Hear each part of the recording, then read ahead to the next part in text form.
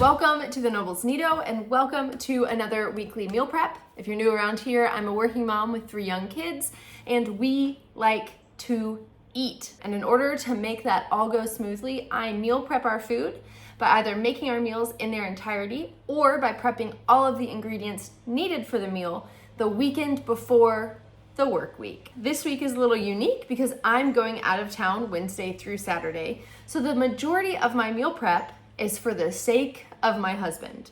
I have a very capable husband. He's amazing, wonderful father, wonderful husband, but I am the cook in the family. That's the way I like it. I enjoy cooking. And just the kindest thing I can do for that man is to make sure that he has ready to go meals for the week ahead. He's used to having the kids by himself. This is actually the 3rd time in about 4 or 5 months that he has made space for me to leave the house for a couple of days. So we're thankful and we're gonna feed him while we're not here. So I went ahead last night and made some soup. So at the beginning of this video, we're gonna go ahead and play that back so you can see what I made last night. Just a simple crock pot chicken tortilla soup. And then today we're gonna make chicken fajitas and we're also going to put together a beef stroganoff pot pie situation. We may make more meals throughout the week, and if we do, I'm gonna show them to you, and by throughout the week, I just mean on Tuesday. All recipes, if there is a recipe, is linked in a Google Sheet down below. That sheet contains recipes and a full monthly meal plan, and it contains about a year's worth of monthly meal plans. Totally free, please feel free to use it. So this soup could have been phenomenal, and I think the reason why it wasn't phenomenal is because some of the ingredients I put in, but it requires a chopped bell pepper and some onions, and really you just throw everything in the crock pot. Yes, I am watching YouTube while I am doing this, and what I did was I pulled some bone broth that I had in my freezer out of my freezer, and I think that it was freezer burned because the soup just had this overall astringent kind of freezer burny taste that you get with stuff like that. And so I did eat it. My husband didn't have any issues with it. He doesn't have the sensitivity to taste like I do for whatever reason. But for the most part, without that issue, this soup was so easy to throw together and it was flavorful. I'm also going to end up using a taco spice that I got from Costco, and it's honestly too spicy. It says on the package, it says, 2 tablespoons for kids, but 4 if you want something a little bit spicier, but 2 tablespoons is too hot for us. So it could also be the cayenne, and that is just off-putting to me. But this was a super easy recipe. It is linked down below. And it would have been good. Could have been good.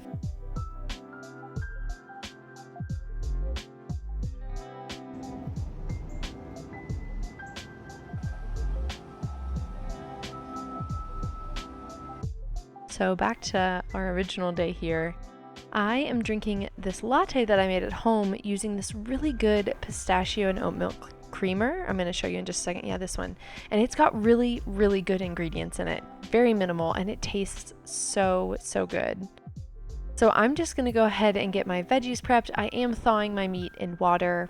You can judge me if you want, but honestly, it's just the best when you're in a pinch. It's just what works. So that's what we do sometimes around here because you just got to try to make it all work.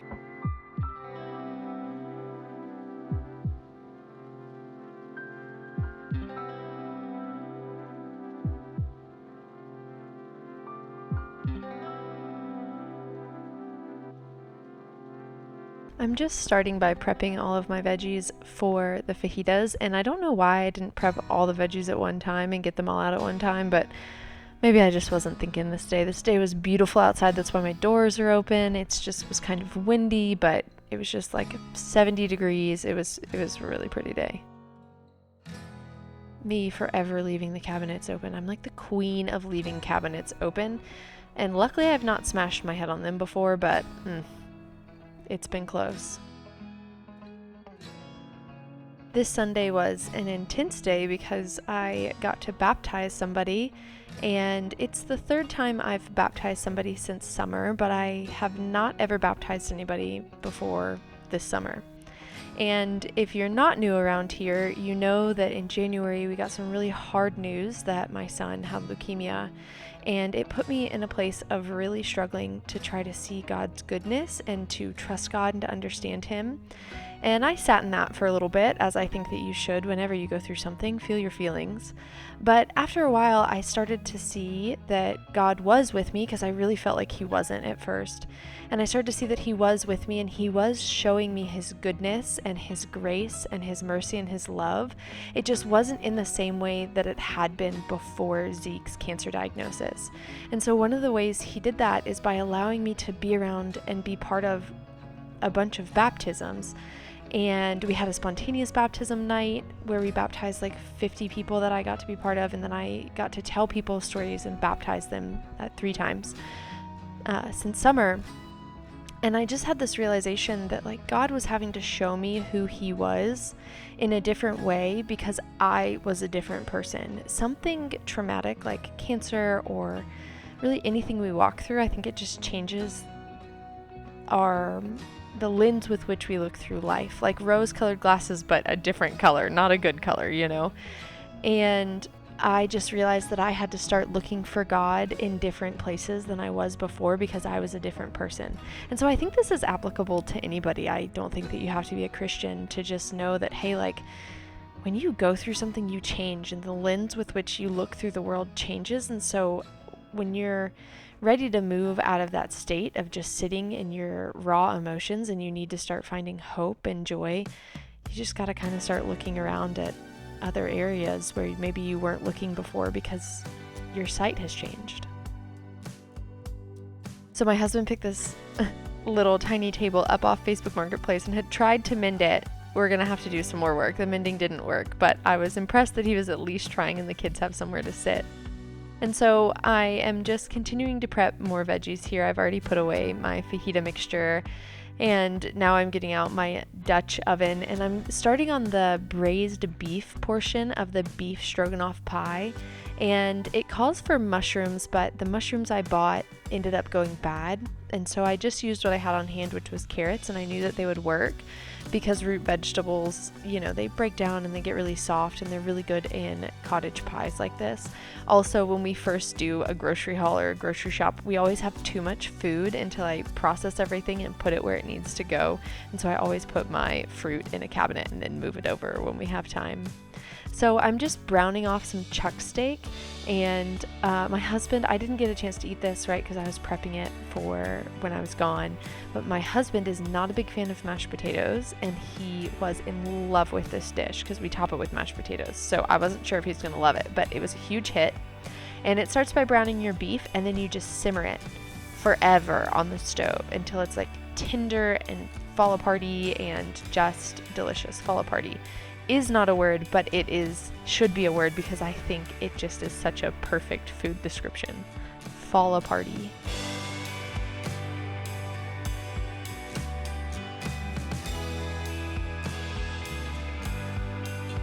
You can see me. I am not talking to myself, I promise. I am reacting to my husband, I think, in this video. Or you know what? Maybe I am talking to myself. Okay, I have a bad habit of just muttering to myself.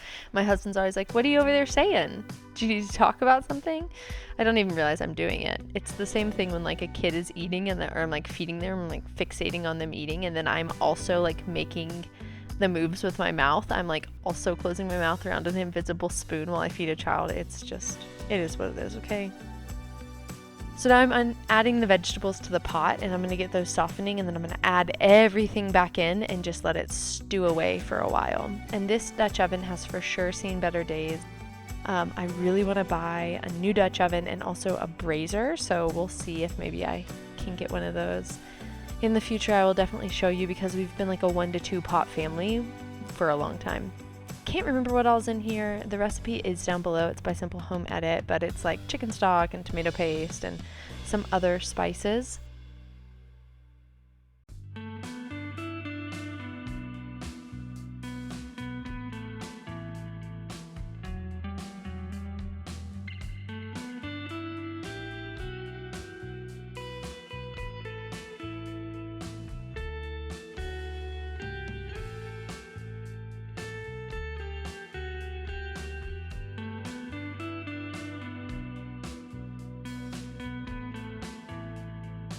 me forgetting that I put my meat in the sink to thaw. It's always so funny.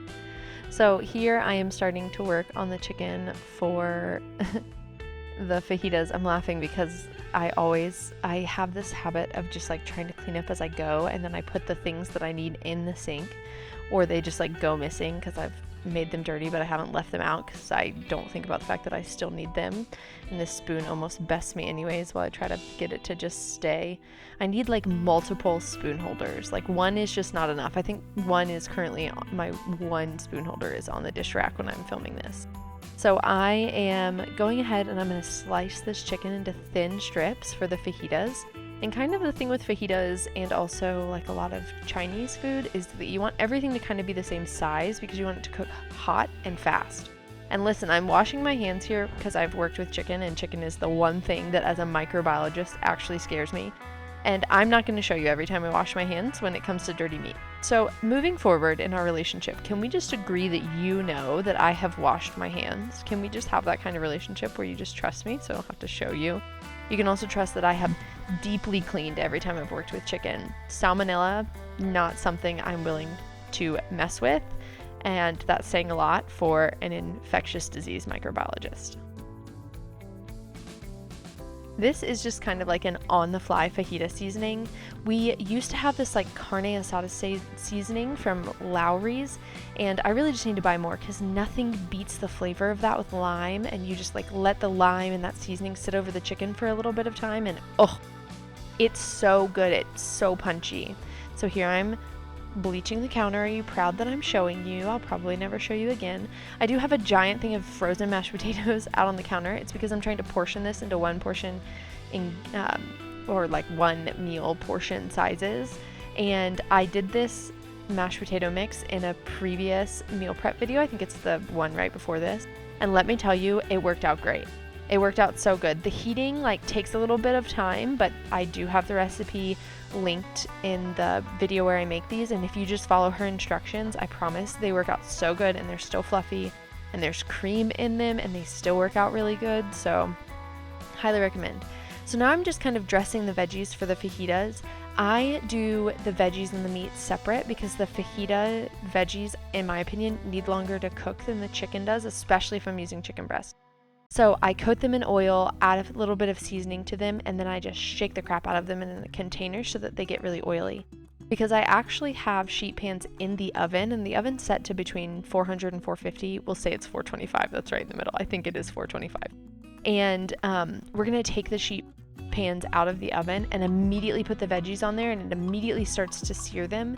And it's really what gives you that kind of like true, authentic Mexican style fajita taste, is like immediately getting them to cook.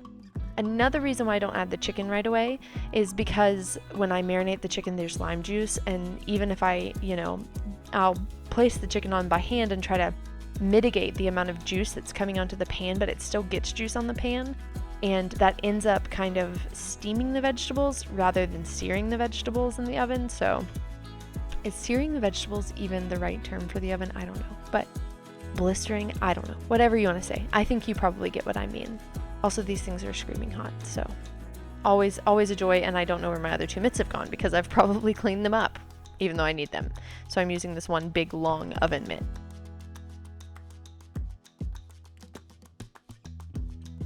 Here I'm just adding the chicken, and I'm just laying it over, splitting it 50-50 between the trays.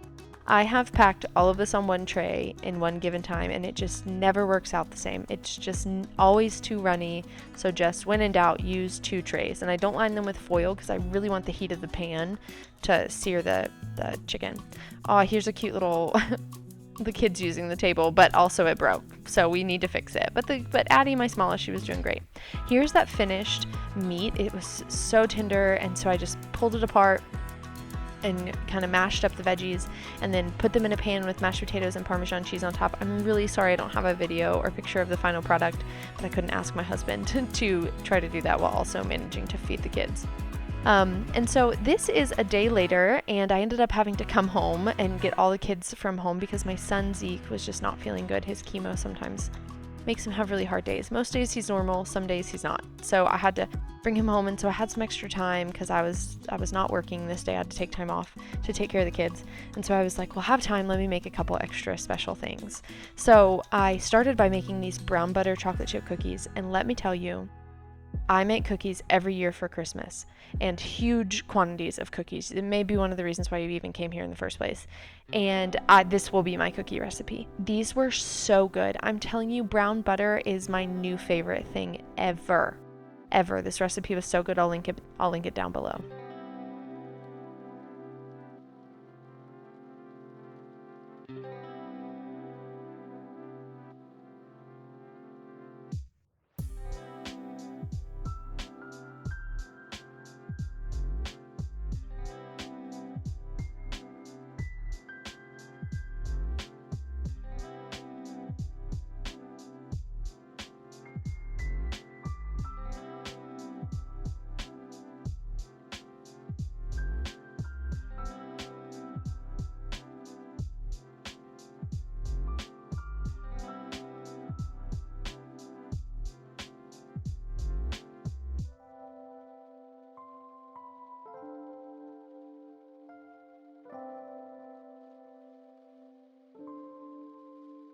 Not me just eating cookie dough the entire time I made these. Ugh, I just love cookie dough.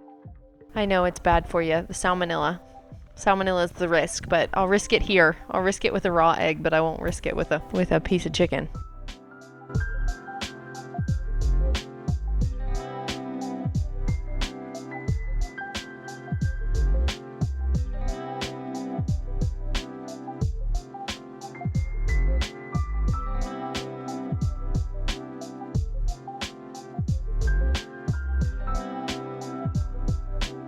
So the next thing I'm gonna make, we loved. It was my first time making it, and I think that if I was doing this for a meal, it worked out this time because I was home. This is not something I could put together on a weeknight. It would take me too dang long because it's so many different components. What is it? It's miso ramen. It's miso chicken ramen, and it is so dang good. I think though that if you meal prepped this, which I will try, you can easily make this on a weeknight. And so the components are soft-boiled eggs, charred corn, and like strips of carrots, so like, thin shaved carrot, chicken. You cook off ground chicken. Sorry, I'm trying to remember without watching the video. I think if I made all the components and then put together the broth and the noodles, I could probably even go so far as to combine and cook down all the broth and then reheat it and add the noodles. This would be a very easy, prepped weeknight meal because this was so dang good. One thing that makes it so good is that you cook ground chicken with just a couple of Asian sauces, one of them being dark soy sauce. I would highly recommend, if you like Asian food and like to cook it, that you invest in dark soy sauce and use recipes that call for it. You use very little so it lasts forever, but it has such this deep, rich umami flavor because it's super concentrated soy sauce. If you saw earlier when I was cooking the chicken, that random bottle with Chinese on it, that is the dark soy sauce. So here I'm just building the broth, and it was so easy and so flavorful. I have a container of miso that just stays in my fridge. Sometimes I use it to make this broccoli salad that's super delicious. And I didn't have any chicken broth today, so I just used Better Than Bouillon, and it worked out great. And then you add in some coconut milk, but you, I'm sure, could add in heavy cream if you're not into coconut milk. And then you just kind of let that simmer together, and then once it's boiling, you add the noodles. I used angel hair pasta, and it was perfect. It was so good. There's one of my kids moving the camera. Did you see her running away at the very end? She's such a sneak. Okay, and so then when I ladled it, or when I finished it, we ladled it into bowls. My husband popped in, helped me cut up the kids' noodles, and then you top the bowls with ground chicken, a soft-boiled egg, and shaved carrots, and then the roasted corn. The roasted corn is so good because you get it really crispy and dark in the oven, and then it's so sweet and just so delicious. That is it. Just some quick shots of where I went on my trip. If you like this kind of content, please consider liking and subscribing, and I'm so grateful you were here, and we'll see you next time. Okay, bye-bye.